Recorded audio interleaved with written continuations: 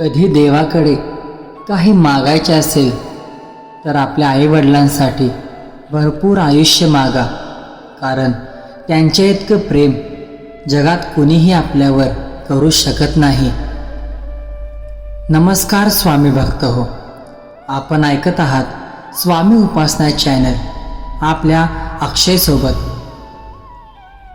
एक खूप छोटीशी गोष्ट आहे एका मुलाची व त्याच्या वडिलांची, जे एका समुद्रमार्गातून कुठेतरी जात होते आणि अचानक समुद्राच्या मध्ये गेल्यानंतर अचानक त्यांची नाव बंद पडली.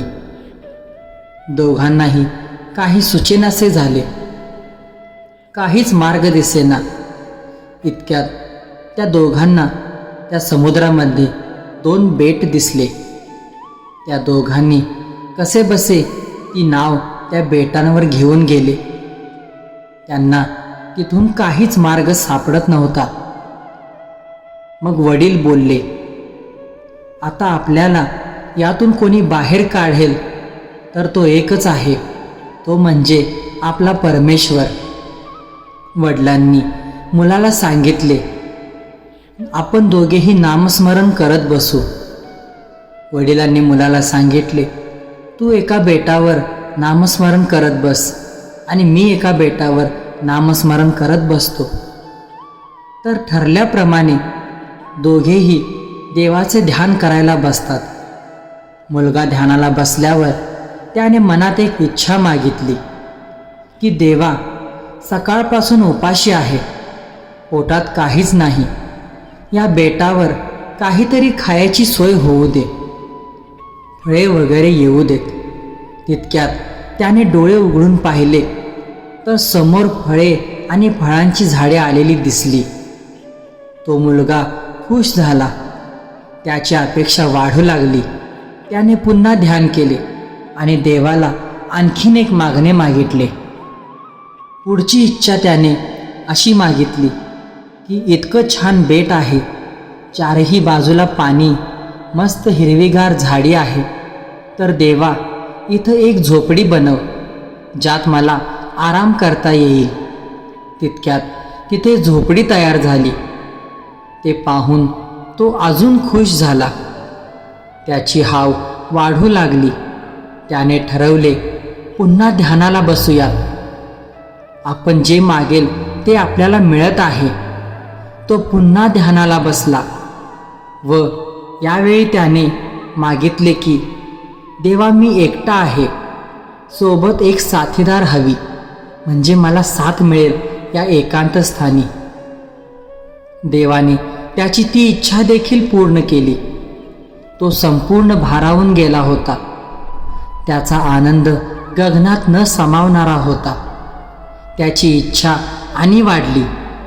मनात स्वार्थ जागा झाला.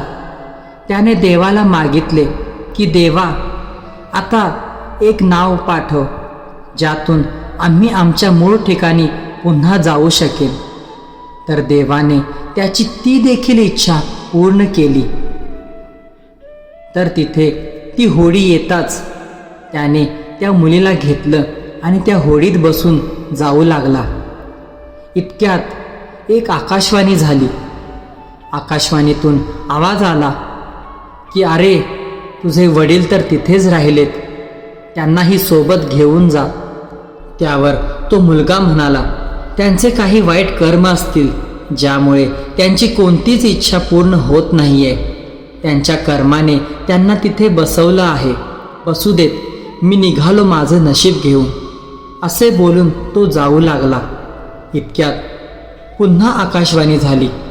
त्यातून आवाज आला की अरे, तुला जाणून घ्यायचं नाही का की तुझे वडील कोणती इच्छा मागत होते?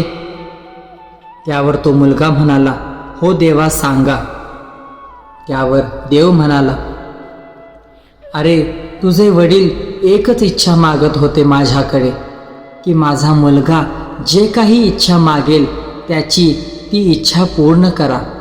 आणि मी त्यांची इच्छा पूर्ण करत राहिलो, ज्यातून तुझ्या इच्छा पूर्ण होत राहिल्या आणि तुझा स्वार्थ जागा झाला. तर स्वामी भक्त हो, खूप छोटीशी कथा आहे ही, पण याचे सार खूप मोठे आहे की या जगात आई वडिलांसारखे खरे प्रेम कुणीच करत नाही.